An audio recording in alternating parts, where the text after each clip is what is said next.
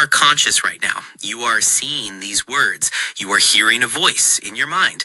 You may be feeling curiosity or resistance or nothing at all. Science can describe your brain in extraordinary detail. Neurons firing, networks synchronizing, signals moving through the nervous system. And yet there is a problem. Nowhere in the brain can we find experience itself. Not the color red, not pain, not love, not the feeling of being you. This is known as the hard problem of consciousness. In this series, we will test the world's major theories of consciousness, from neuroscience and physics to simulation theory to spirituality and ancient religious insight.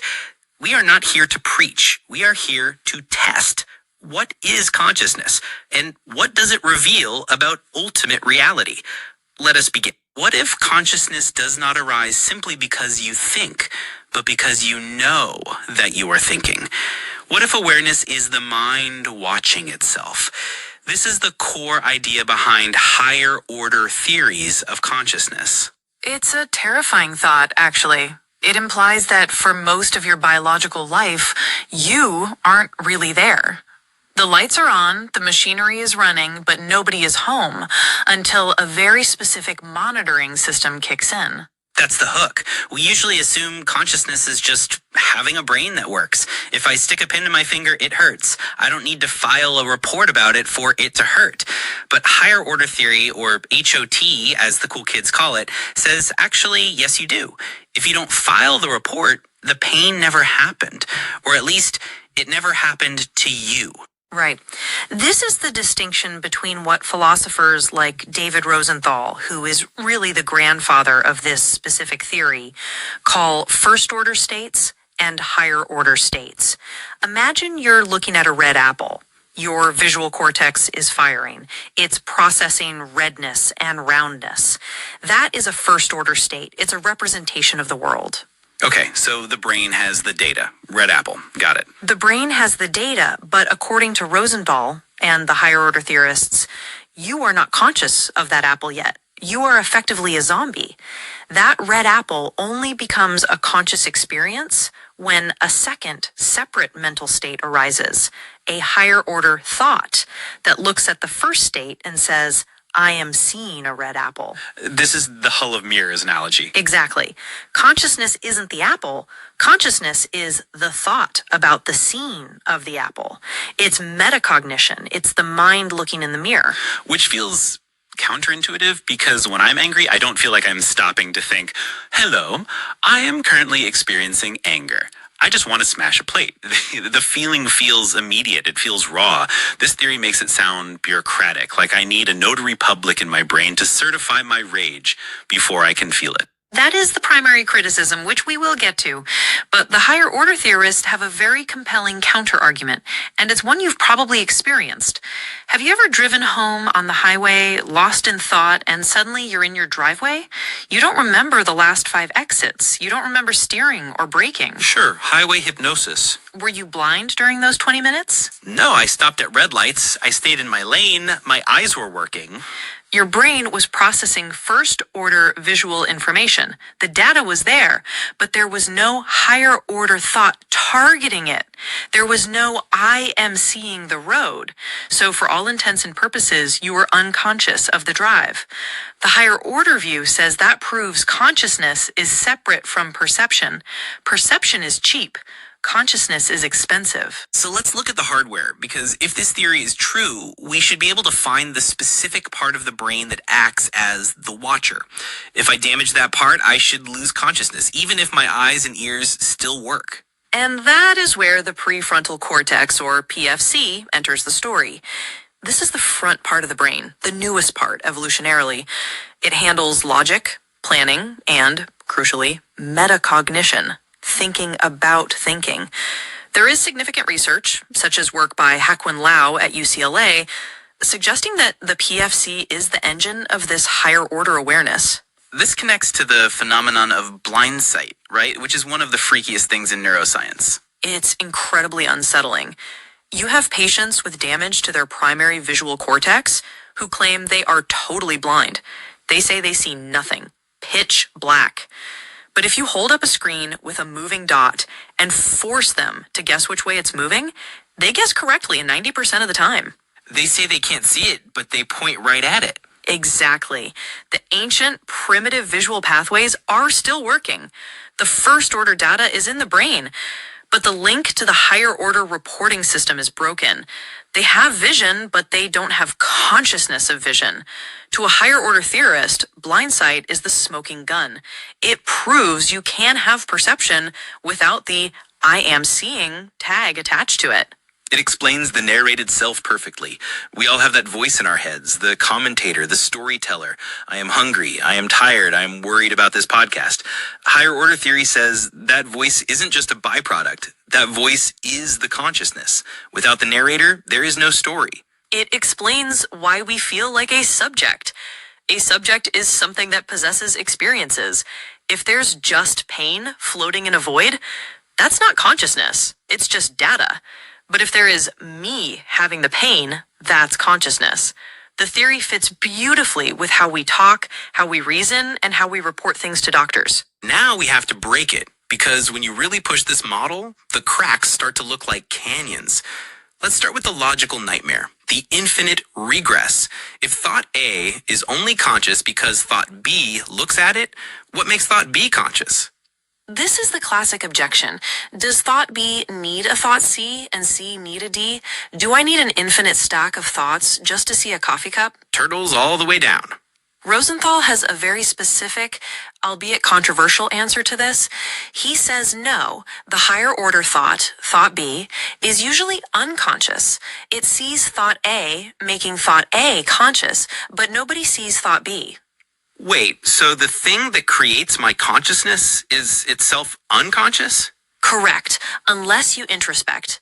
If you stop and ask, am I aware that I am aware? Then you generate a third order thought, thought C, which targets thought B. But most of the time, the machinery creating your experience is operating in the dark. That feels slippery. It feels like he's hiding the magic trick in the dark room where we can't look. But let's move to something more tangible. Something that makes me genuinely angry about this theory. Babies. This is the ethical minefield.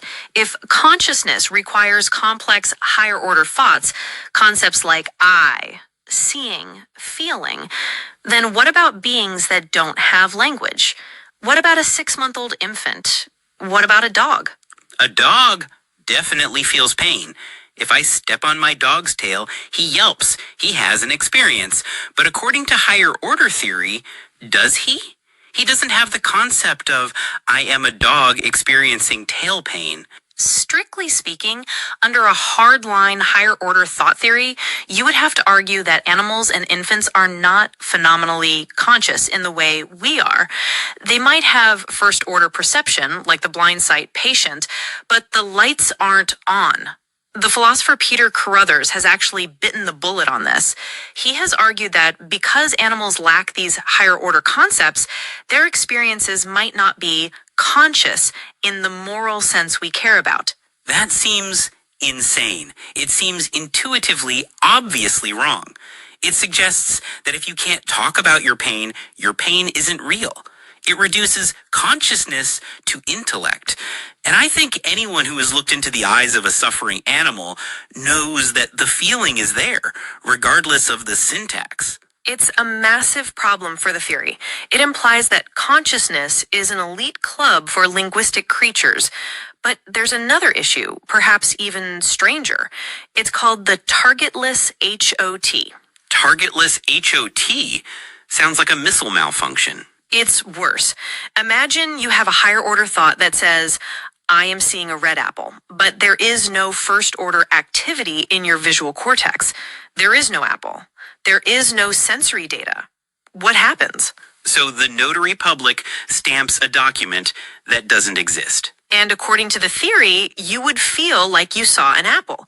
This would explain hallucinations, but it leads to a bizarre conclusion. If the higher order thought is enough to create the experience, why do we need the sensory data at all? Why do we need eyes? Why do we need the first order state if the manager can just hallucinate the whole factory floor? It disconnects the mind from reality. It turns us into a simulation running entirely on executive memos, ignoring the actual data coming in from the ports. Which brings us to the spiritual dimension. Because when you talk about the watcher or the witness, you are using language that has been used in Eastern philosophy for 3,000 years. Advaita Vedanta, Buddhism, they all talk about stepping back and witnessing the mind. But there's a flip here, isn't there? In meditation, when I try to be the witness, I am trying to stop thinking. I'm trying to access a state of pure awareness where I'm not narrating, breathing in, breathing out. Eventually the words stop, but I'm still there. Higher order theory seems to say that if the words stop, I cease to exist. Precisely. The arrows point in opposite directions. In higher order theory, the witness is a complex, constructed, cognitive thought. It's the top layer of the pyramid. In spiritual traditions, the witness, capital W, is the foundation. It's what remains when you strip the thoughts away. A yogi would say Rosenthal is describing the ego, not consciousness. The ego is the voice saying, I am doing this, but consciousness is the light illuminating the ego. It explains the mirror, not the light. That's the key distinction. Higher order theory explains reflection perfectly.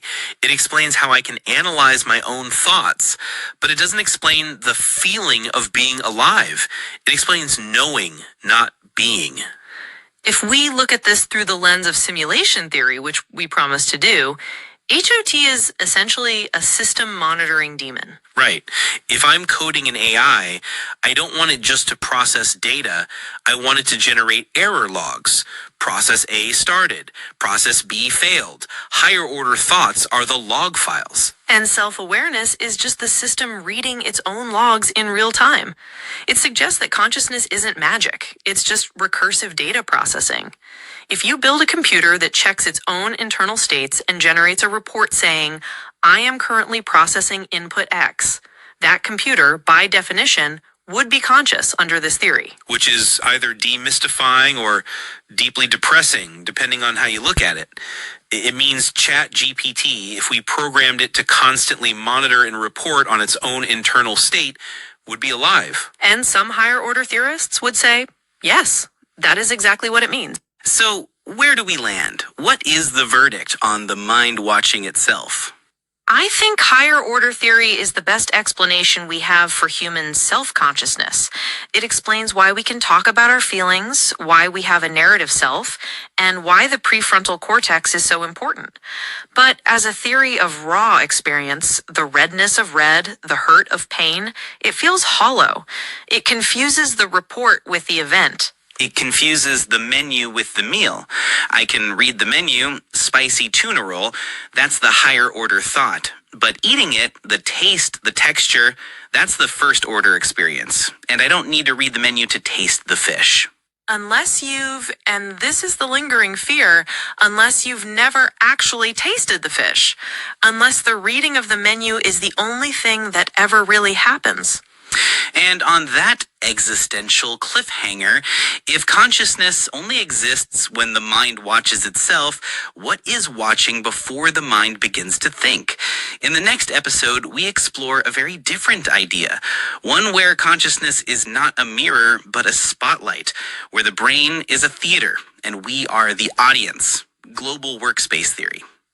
This was The Great Investigation. If this conversation sparked a new thought in your hall of mirrors, pass it along to a friend who likes to think about. Embark on a journey through the unknown in pursuit of the ultimate truth. Discover Iris. Visit emmetpublications.com.